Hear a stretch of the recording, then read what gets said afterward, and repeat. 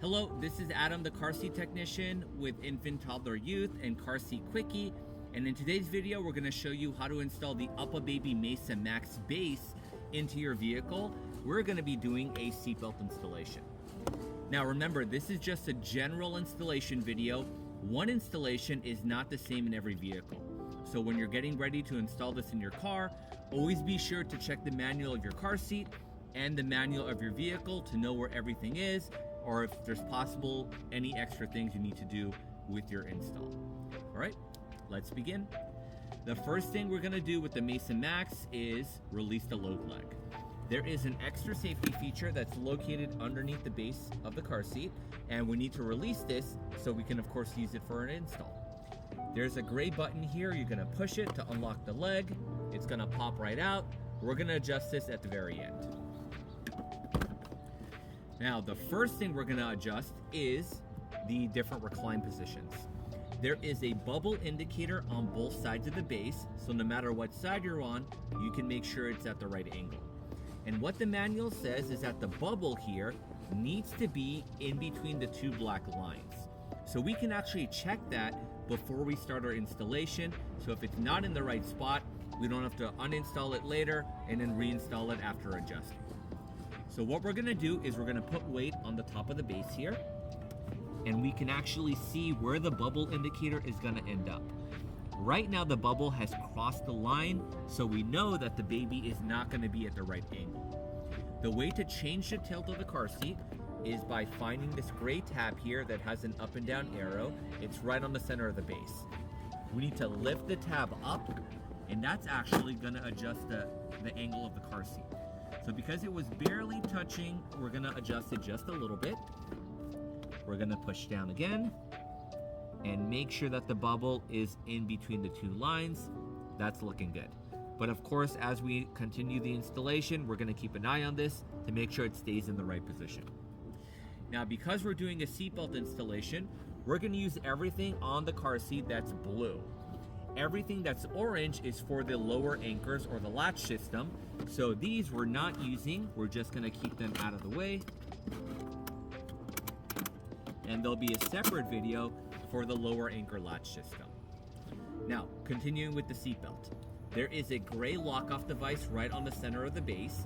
If we lift that up, you're gonna see there's a nice blue belt path here. That is for our seatbelt. So grab your seatbelt. We've got the lap and shoulder belt. We're gonna go underneath the handlebar. We're gonna go right over the blue section here, underneath the other handlebar, and then we're gonna buckle the seatbelt in. Now we're gonna do some tightening. You wanna grab the shoulder belt. You wanna pull it away from the seatbelt buckle.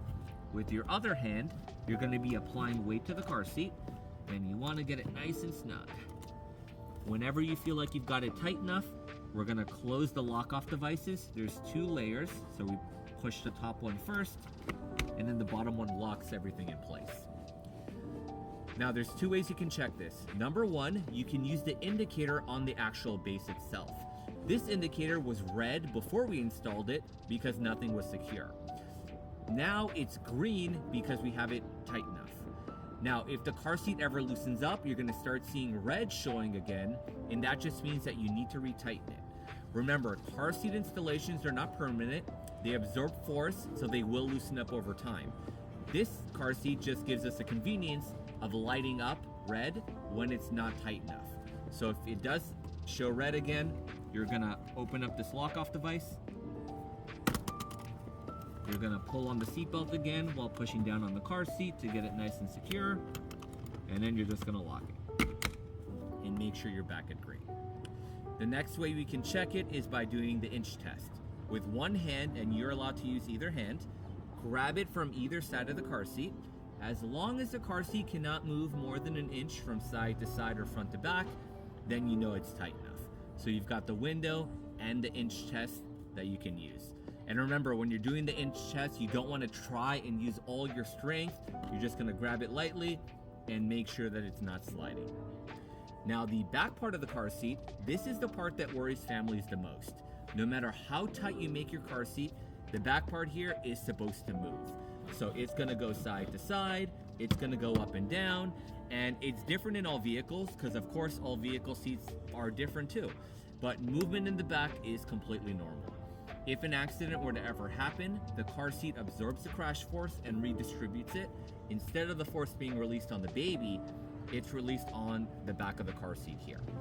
So that's why you need to check your car seat once a month to make sure it's still tight enough, and also why you want to make sure that the seat in front is not pushing or pinning the car seat. Because if it is, it's not going to allow the back movement to happen, and if an accident happens, it's not going to work as intended. So don't worry about this movement, and don't move your seat back where it's pushing, touching, or pinning the car seat in place. All right. Finally, we're going to check our load leg. The load leg actually has two indicator windows. There's the indicator window on the back of the base here that'll let you know if the leg is facing the right direction. If the leg is just going straight down to the floor, we have red showing because they want the leg to be at an angle. So they want it facing the front of the vehicle seat. There is red showing on the bottom of the leg because we have to adjust the leg so it's flat on the vehicle floor. So right underneath the leg here where my finger is, there's a gray button. You're gonna push that button to unlock the leg.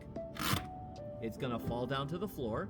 You wanna grab the bottom of the leg and you wanna pull it down toward the vehicle floor.